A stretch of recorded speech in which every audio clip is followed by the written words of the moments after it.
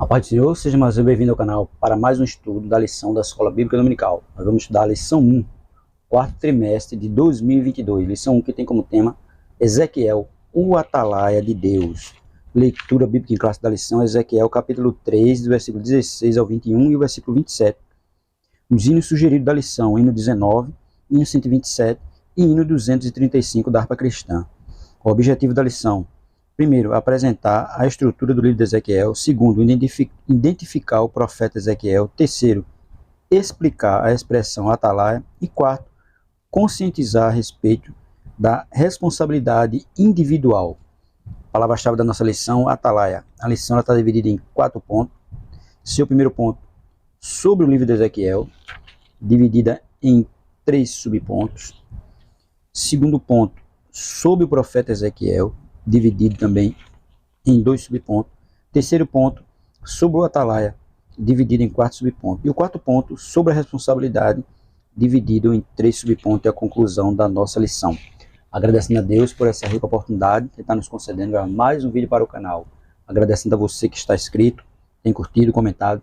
Continue fazendo isso, para que o YouTube indique o vídeo para mais pessoas. E cada vez que você curte, ele indica os vídeos. Agradecendo também a você que não é inscrito, mas tem assistido nossos vídeos. A você, muito obrigado. Curta, comente e, se possível, se inscreva para nos ajudar. Amém?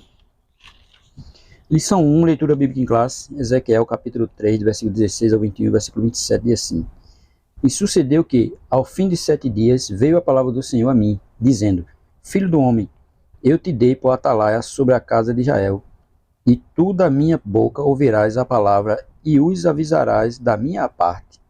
Quando eu disser ao ímpio, certamente morrerás, não avisando tu, não falando para avisar o ímpio acerca do seu caminho ímpio, para salvar a sua vida, aquele ímpio morrerá na sua maldade, mas o seu sangue da tua mão o requererei. Mas se avisares o ímpio, e ele não se converter da sua impiedade, do seu caminho ímpio, ele morrerá na sua maldade, mas tu livraste a tua alma. Semelhantemente, quando o justo se desviar da sua justiça e fizer maldade, e eu puser diante dele um tropeço, ele morrerá, porque não o avisando tu, no seu pecado morrerá, e suas justiças que praticaram não virão em memória, mas o seu sangue da tua mão o requererei.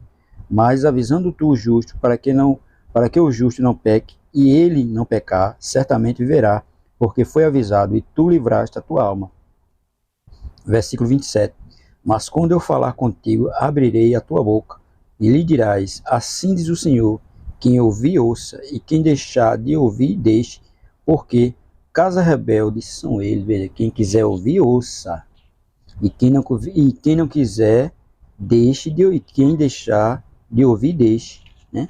Ouve quem quer. Quem quer ouve, quem não quer não ouve. O texto áureo da lição vai dizer assim: porque se anuncio o evangelho, não tenho de que me envergonhar de gloriar, pois me é imposta essa obrigação. E ai de mim, se não anunciar o evangelho. 1 Coríntios capítulo 6, versículo 16. 1 Coríntios capítulo 9, versículo 16. Verdade prática vai dizer assim: além de guardar e cuidar, a missão do atalaia é anunciar tanto o julgamento divino como as boas novas. Veja aí, ele tem, né, a obrigação de anunciar tanto o juízo divino como as boas novas. Esse é o trabalho, esse é a função do atalaia. A introdução da nossa lição vai dizer assim: as 3 lições do presente trimestre foram selecionadas do livro de Ezequiel, porque é importante o estudo desse livro hoje. Primeiro, porque desde o primeiro capítulo até o último, ele nos leva a refletir a respeito da soberania de Deus em nossas vidas e na vida das nações. Segundo, porque o livro nos leva a uma avaliação contínua sobre o nosso relacionamento com Deus. A presente lição trata da responsabilidade dos atalaias, constituídos por Deus, ontem e hoje, né? Porque tem pessoas que Deus separou, comissionou para ser o que? Atalaia, para ele pronunciar juízos divinos e as boas novas também. Primeiro ponto, sobre o livro de Ezequiel. O livro de Ezequiel antecipa a tradição apocalíptica das Escrituras e pode ser dividido em 3 partes principais. A primeira, do capítulo 1 ao 24, a segunda, dos capítulos 25 ao 32, e a terceira, dos capítulos 33 ao 48. A primeira parte: essas profecias foram entregues ao profeta antes da destruição da cidade de Jerusalém, do templo, e ocupa os primeiros 24 capítulos do livro. Nessa parte está a visão inaugural do ministério profético de Ezequiel, Ezequiel capítulo 1, versículo 1 a 3. Quando recebeu a visão da glória de Deus, Ezequiel capítulo 1, versículo 26 a 28. Os discursos dessa primeira parte do livro são predominantes na ameaça, de ameaças e juízo. Veja, o primeiro capítulo, né, vai falar o quê? De ameaças e juízo. Ezequiel capítulo 7, versículo 2 ao 4. Contra a prostituição e a idolatria do povo. Veja, naquela época já estava né,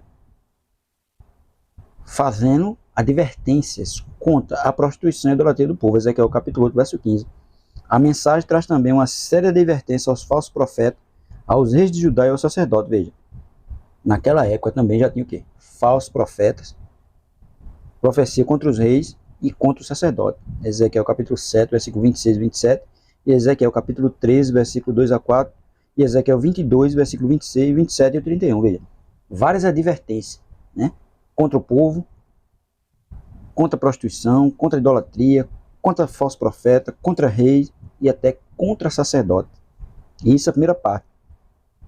Na segunda parte, 2 pronunciamentos de juízo contra Judá e Israel. Os oráculos divinos são direcionados contra as nações vizinhas: Amon, Moabe, Edom, Filístia, Tiro, Sidom e Egito.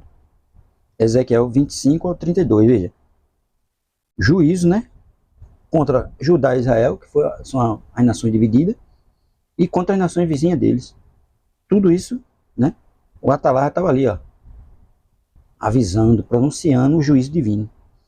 Tendo isso na segunda parte do livro. Na terceira, começa com a notícia da queda de Jerusalém, Ezequiel capítulo 33, versículo 21. Os oráculos do capítulo 33 ao 39 falam do retorno dos judeus de todas as partes do mundo à terra de seus antepassados. Veja, mesmo povo rebelde, mesmo povo prostituindo, mesmo tendo várias advertências contra o povo, mas agora vem o quê? Vem falar do retorno de todos os judeus de todas as partes da terra, né, de seus antepassados, incluindo a visão do Vale dos Ossos Secos. São profecias sobre a restauração nacional que se cumpre em Israel na atualidade e sobre a regeneração espiritual de toda a casa de Israel. Veja, mesmo o povo sendo idólatra, mesmo o povo fazendo tudo qualquer coisa, mas Deus ainda pronuncia promessa de bênção para o povo. E trazer todos que estavam distantes, né, de volta à terra dos antepassados.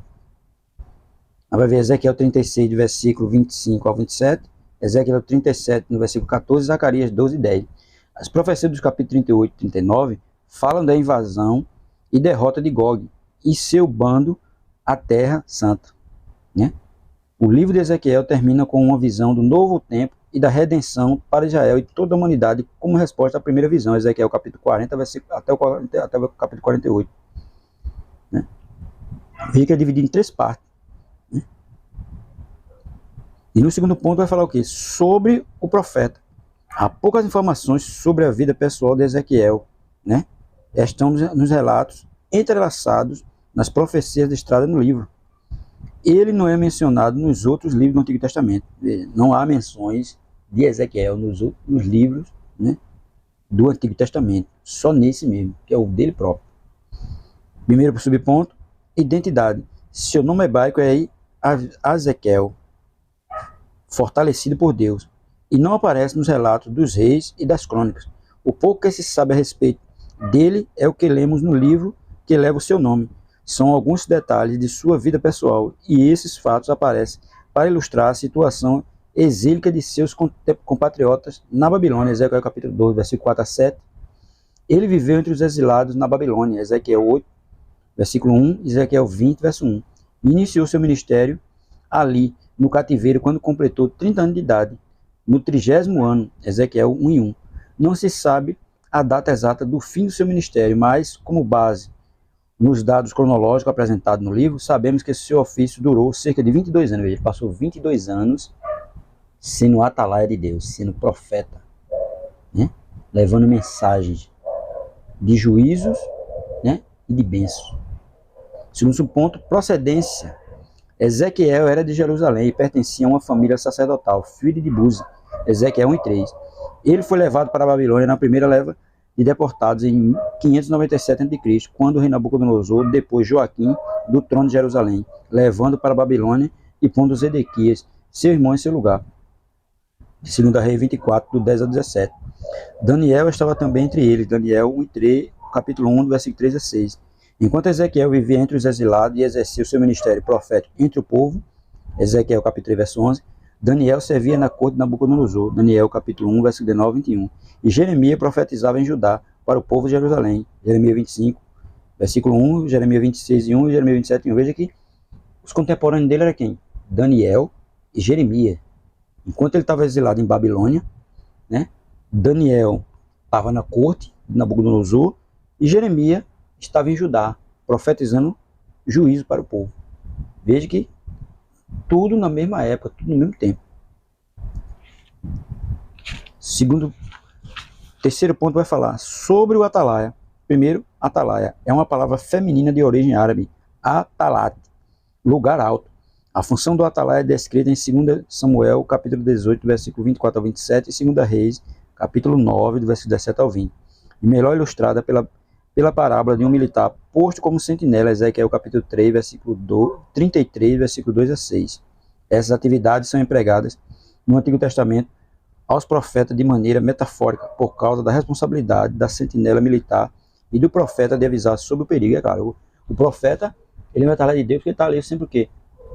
Pronunciando juízo divino, né? E alertando sempre o povo para permanecer na presença de Deus. E muitas vezes também trazendo relatos de bênção, de restauração, que é isso que os profetas faziam, né? Estavam sempre ali atentos às mensagens que Deus enviava, falava para eles, e eles retransmitiam essas mensagens para o povo. Segundo subponto, o fim dos 7 dias, verso 16. O profeta se refere à primeira visão com a qual inaugura o seu ministério profético, que ocupa todo o capítulo 1. A visão da glória de Deus, Ezequiel capítulo 1, do versículo 26 ao 28. Há uma mudança brusca no gênero literário apocalíptico nessa visão da carruagem, para o estilo tipo dos profetas. Veio a palavra do Senhor. Ao introduzir o seu chamado para ser atalaia, o fim dos 7 dias deve ser o tempo que ele esperou para recuperar suas forças depois do impacto da visão da glória de Deus. Ezequiel capítulo 1, versículo 28 e Ezequiel capítulo 3, verso 14. Né? Porque quando ele recebeu aquele impacto da visão de Deus, ele ficou fraco. E depois ele teve que se recuperar. Depois que ele se recuperou, né? Aí ele foi exercer o seu ministério. Terceiro subponto, a expressão filho do homem, verso 17 é parteado. Deus não se dirige ao profeta pelo seu nome, mas como filho do homem, né?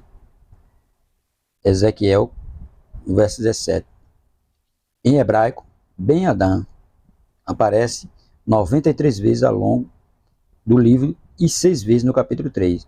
Nenhum outro profeta recebe esse título. Isso faz lembrar a natureza humana fragilizada e pecadora, ao passo que Deus é o Senhor da glória. Somente o Senhor Jesus usava esse título se referindo a si mesmo nos 4 evangelhos a partir de Mateus capítulo 8, verso 20. O título vem acompanhado de artigo, pois Jesus é o Filho de Deus e ao mesmo tempo Filho do homem, Romanos capítulo 1, versículo 1 a 4. Adão é o cabeça da humanidade pecadora e Jesus é o cabeça da humanidade redimida. Todos que creem em Jesus Cristo recebem vida eterna, Romanos capítulo 5, versículo 12 ao 21. E claro, todos que aceitam a Cristo Jesus como seu único e suficiente Salvador, têm todos os seus pecados perdoados e seu nome escrito no livro da vida, e ali ele tem direito ao quê? À eternidade. Quarto subponto, o atalaia sobre a casa de Israel. Ezequiel capítulo 3, verso 17, a parte B. Deus sabia de antemão que os filhos de Israel no exílio continuariam na sua rebelião. Veja, ele já sabia, que Deus sabe tudo, né?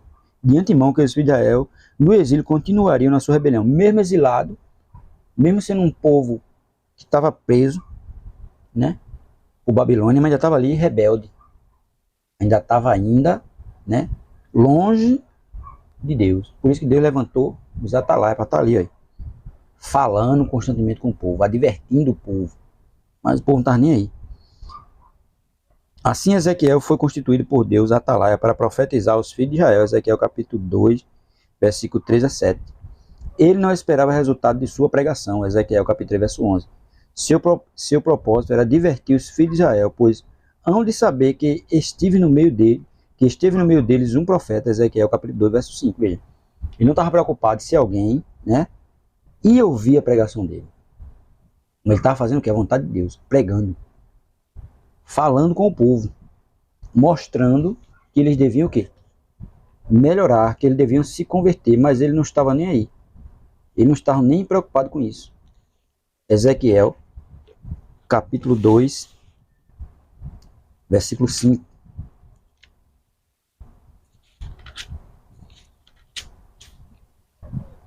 Veja aí. E eles que ouçam, quer deixem de ouvir, porque eles são casa rebelde, hão de saber que esteve no meio deles um profeta, tá vendo? E eles que ouçam, quer deixem de ouvir, mesmo eles ouvindo ou não, ou querendo dar ouvido ou não, mas ele estava ali fazendo a vontade de Deus, né? Não estava preocupado se eles iam ouvir ou não. E Ezequiel 13:11 vai dizer o quê? Vai dizer assim: Eia, pois vai aos dos cativeiros, aos filhos do teu povo, e lhes falarás, e lhes dirás, assim diz o Senhor Jeová, quer ouçam, quer deixem de ouvir. Veja, Deus sempre enviando o profeta para falar algo ao povo. Mas o povo não estava nem aí. Não queria nem dar ouvido. Não estava nem preocupado com o que o profeta estava falando. É por isso que ele diz, quer ouçam ou quer deixem de ouvir. O importante é que ele estava fazendo o que Deus mandou ele fazer.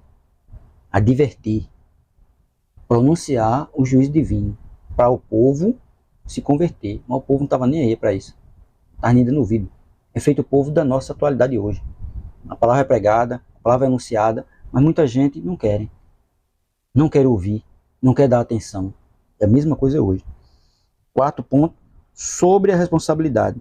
A responsabilidade do profeta como atalaia sobre Israel se assemelha à nossa como cristão.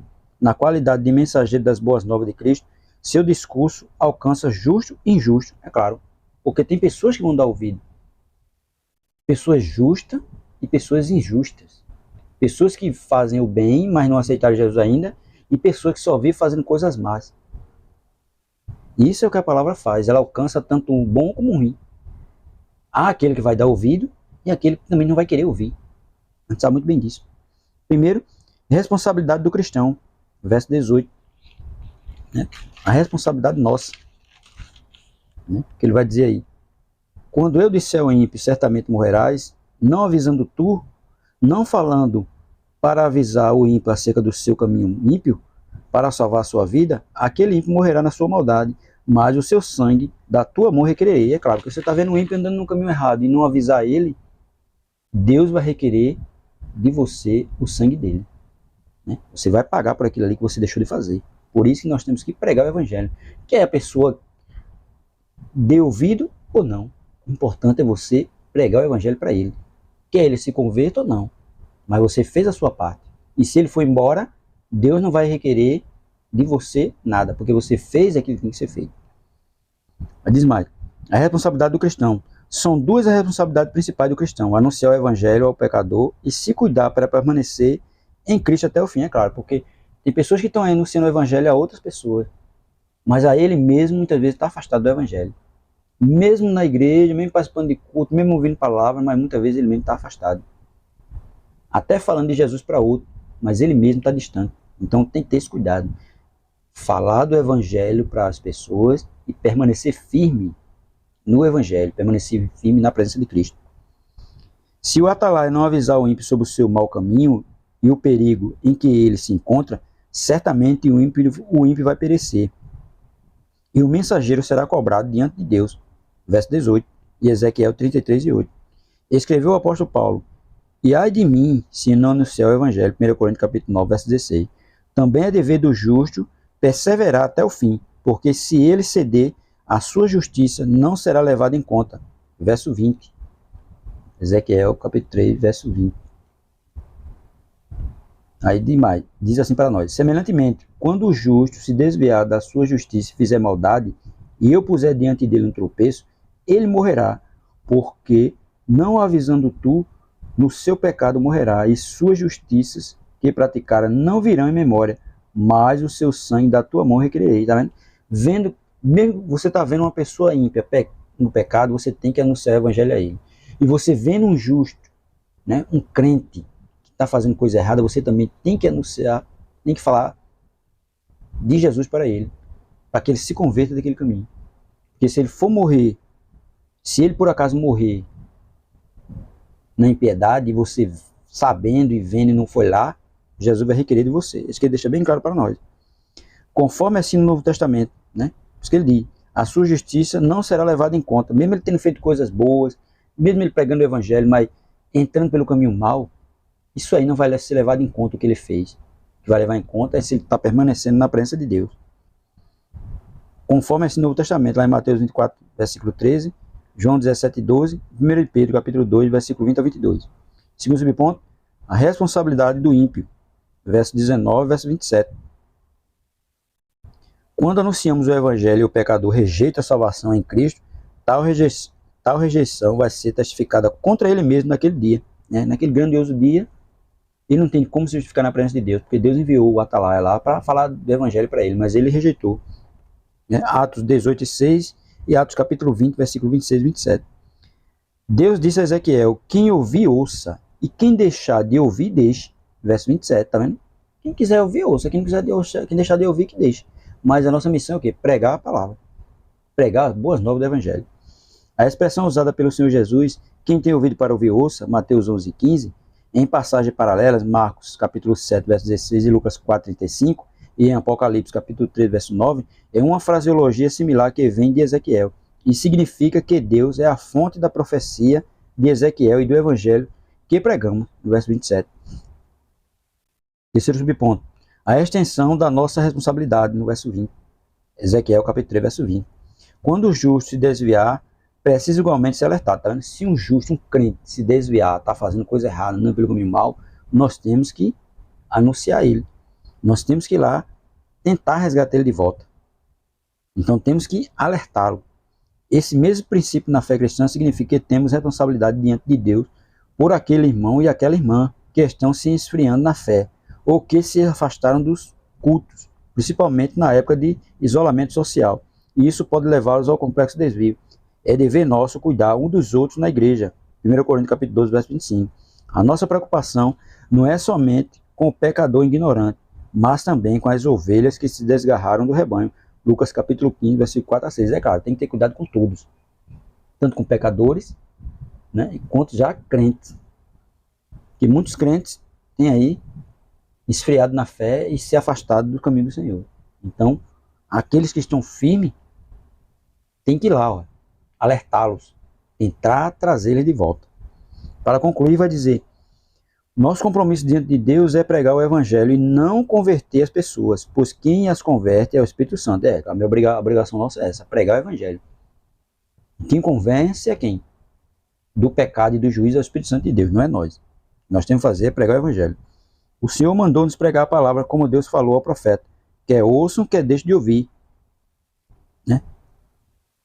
Continue anunciando a mensagem. É o que devemos fazer com oração, guiados pelo Espírito Santo. É isso que deve ser feito. Continuar pregando a palavra. Né? Orando e sendo guiado pelo Espírito Santo de Deus. A obrigação nossa é essa. Como o Atalaia de Deus, como Ezequiel também fazia lá no exílio, né? Ele anunciava os juízos divinos. Que alguém desse ouvido ou não, mas ele estava fazendo a parte dele. Pregando as boas novas. Anunciando aquilo que Deus tinha falado para ele. E dessa mesma forma tem que ser nós. Pregar o evangelho a toda criatura. Quer ele ouça ou não. Pregar também para aqueles que já são crentes e estão esfriando na fé. Quer eles ouçam ou não. Mas a obrigação nós temos que fazer. Pregar o evangelho. Isso é o que nós devemos fazer. E quem vai salvar e quem vai converter é o Espírito Santo de Deus e não nós. Amém?